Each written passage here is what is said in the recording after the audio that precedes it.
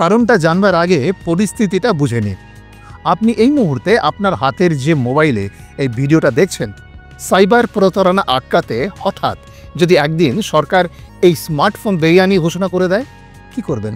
পারবেন মেনে নিতে সেই নির্দেশ? গাঁজা নিয়ে এমনটাই হয়েছিল। 1985 সালে কি এমন হলো যে রাতারাতি এক ঘোষণায় ভারতে গাঁজা নিষিদ্ধ ঘোষণা করা হয়?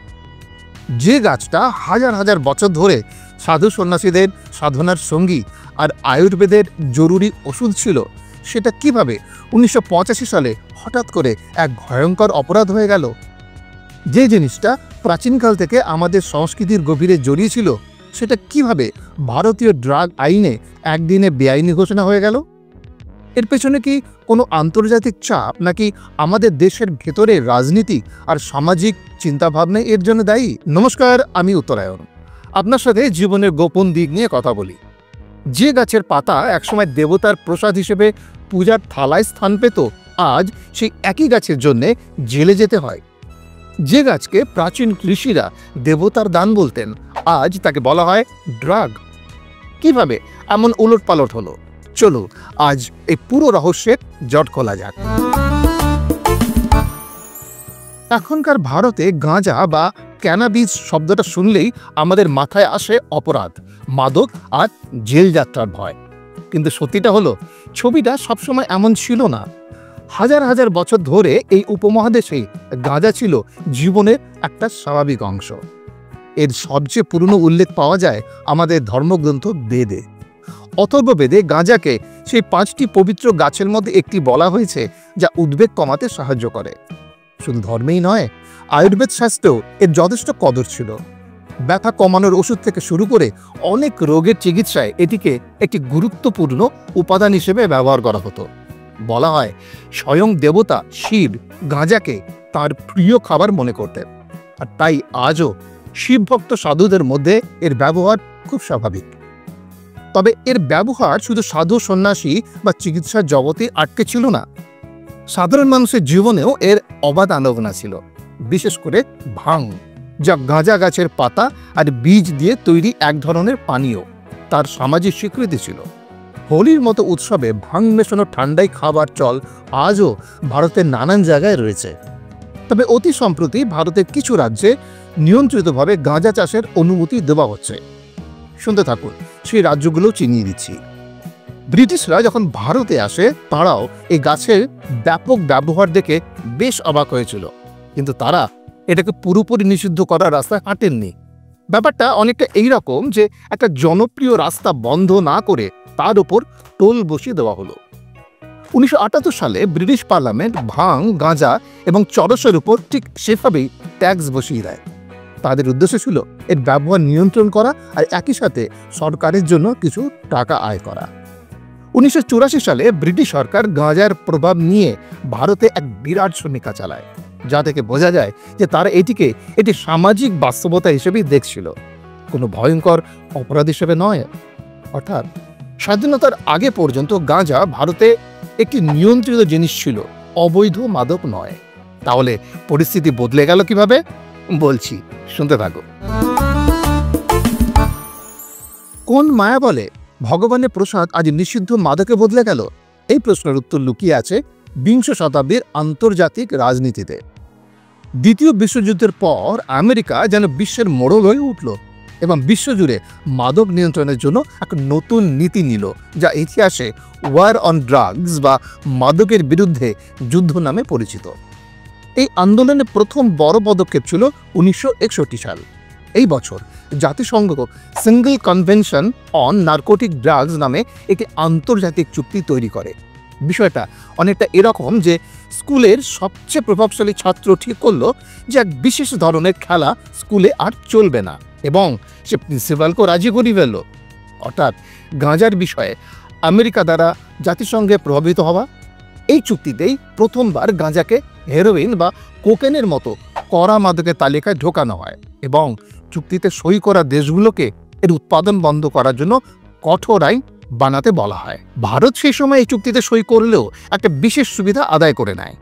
ভারতীয় প্রতিনিধিরা জাতিসংঘকে বোঝাতে পেরেছিলেন যে গাঁজা ভারতের সংস্কৃতির সাথে এতটাই জড়িয়ে যে এক রাতের মধ্যে একে নিষিদ্ধ করা সম্ভব নয়।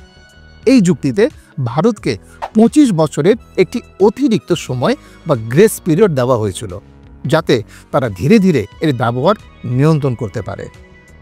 এই 25 বছরের সময়সীমা শেষ হচ্ছিল 1986 সালে। এদিকে আমেরিকার ওয়ার অন ড্রাগস নীতি আরও কঠোর হয়ে উঠল। তদানীন্তন প্রেসিডেন্ট রোনাল্ড রিগানের প্রশাসন মাদকের বিরুদ্ধে বিশ্বজুড়ে চাপ তৈরি করতে শুরু করলো, যেন কড়া হেডমাস্টার তার নিয়ম সবাইকে মানতে বাধ্য করছেন।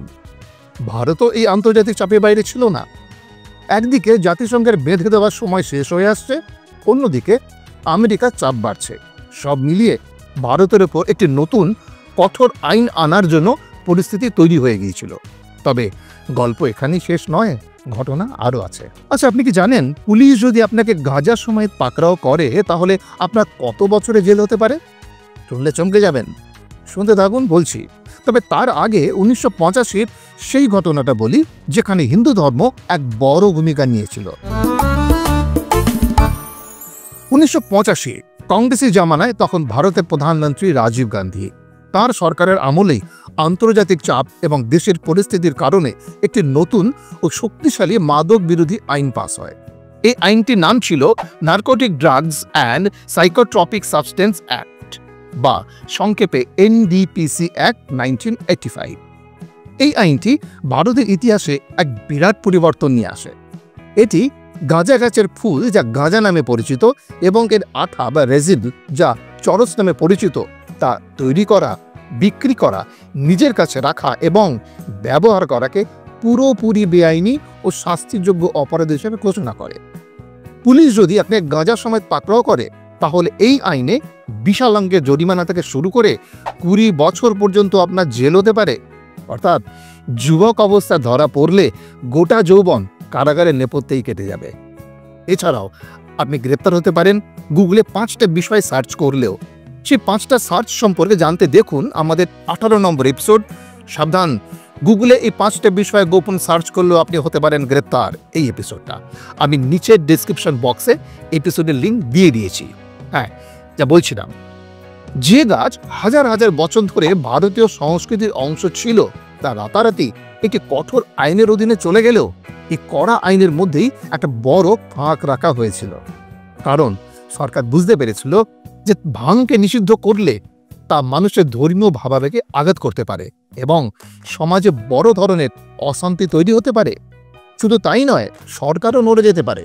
তাই সেই আইনের ফাঁকটা বড়ই অদ্ভুতভাবে রাখা হয়।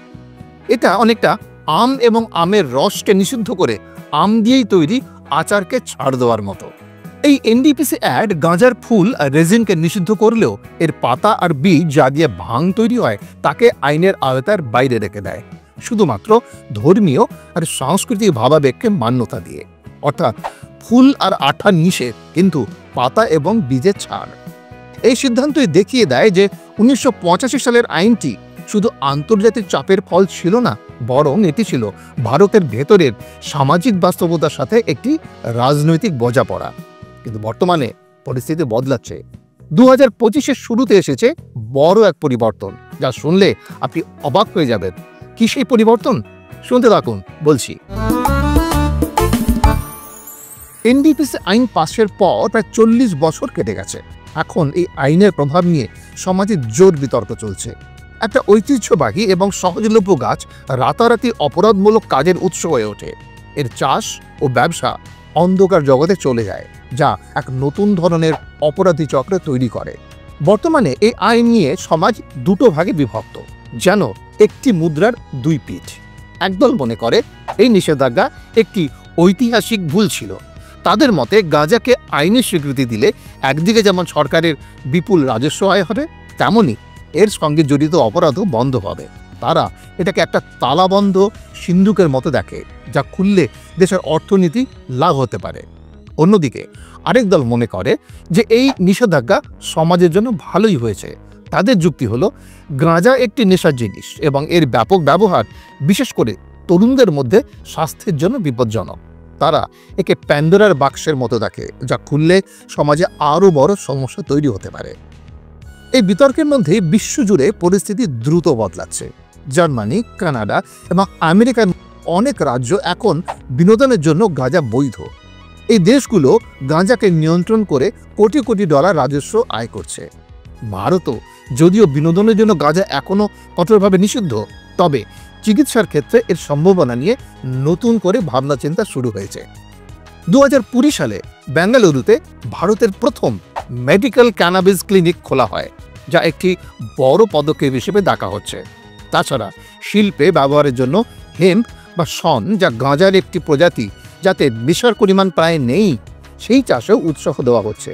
এবারে আসছি 2025-এর সেই পরিবর্তনে। এনডিপিসি অ্যাক্টে সবচেয়ে বড় পরিবর্তনটা আসছে ভারতের বিভিন্ন রাজ্যের তরফ থেকে। ব্যাপারটা এমন যে একটা বিশাল জাহাজ নিজের গতিপথ সহজে বদলাতে না পারলেও তার নাবিকরা ছোট ছোট নৌকা নামিয়ে নতুন পথ পরীক্ষা করছে। ঠিক একইভাবে মূল আইনের বদল না এনে এনডিপিসি আইনের অধীনে রাজ্য সরকারগুলোকে নির্দিষ্ট শর্তে ওষুধ এবং শিল্পের জন্য গাঁজা চাষের অনুমতি ক্ষমতা দেয়। এই সুযোগটি ব্যবহার করে কিছু রাজ্য ধীরে ধীরে নিজেদের নীতি বদলাচ্ছে। উত্তরাখণ্ড এবং মধ্যপ্রদেশের পর হিমাচল প্রদেশ সরকারও 2025 সাল থেকে নিয়ন্ত্রিতভাবে গাঁজা চাষের অনুমতি দিয়েছে। এর মূল উদ্দেশ্য গবেষণা, ওষুধ তৈরি এবং শিল্পে এর ব্যবহার বাড়ানো, বিনোদনের জন্য নয়। হিমাচল সরকারের আশা এর মাধ্যমে রাজ্যের অর্থনীতিতে বছরে প্রায় 500 কোটি টাকা যোগ হতে পারে।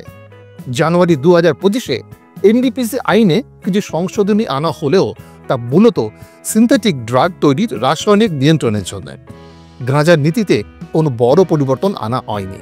তাহলে 1985 সালের যে ঐতিহাসিক সিদ্ধান্তের পেছনে আসল কারণটা কি ছিল, এবারে সেই আলোচনায় আসছি।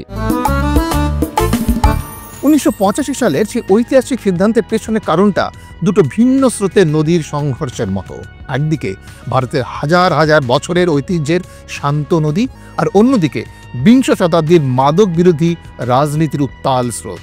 ভারত সরকার এই দুই স্রোতের মধ্যে ভারসাম্য রাখার চেষ্টা করেছিল, যার ফল হলো গাঁজা এবং চরস নিষিদ্ধ, কিন্তু ভাঙ গেল বেঁচে। 40 বছর পর ভারত আবার এক নতুন মোড়ে দাঁড়িয়েছে। একদিকে রয়েছে কঠোর আইন, আর অন্যদিকে গাঁজার অর্থনীতি ও ঔষধি সম্ভাবনা নিয়ে তৈরি হওয়া নতুন আশা। আপনার কি মনে হয় প্রায় 40 বছর আগে তৈরি হওয়া এই আইন আজকের ভারতের জন্য কতটা প্রাসঙ্গিক? এই বিষয়ে আপনার মতামত কি? আমাদের কমেন্ট সেকশনে অবশ্যই জানান। আর ভিডিওটা যদি আপনার ভালো লেগে থাকে এবং এই ধরনের ঐতিহাসিক বিশ্লেষণ আরও দেখতে চান, তাহলে আমাদের চ্যানেল সাবস্ক্রাইব করতে ভুলবেন না। ভিডিওটি হাইপ আর লাইক করুন এবং আপনার বন্ধুদের সাথে শেয়ার করুন, যা আপনি চাইলেই পারবেন। আর হ্যাঁ, গাঁজার সাথে জড়িয়ে থাকে একটা নাম, নাগা সাধু। আর এই নাগা সাধুরা কেন উলঙ্গ থাকেন জানেন? সেই বিস্তারিত আলোচনায় রয়েছে আমাদের 38 নম্বর এপিসোডে। যদি না দেখে থাকেন অবশ্যই দেখুন। কিন্তু মহিলা নাগা সাধু কখনো দেখেছেন বা শুনেছেন? জীবিত কিন্তু মৃত মহিলা নাগা সাধুদের জীবন রহস্য অত্যন্ত আকর্ষণীয়। সেই আলোচনা নিয়ে আগামী পর্বে ফিরে আসবো। Till then, bye and take care.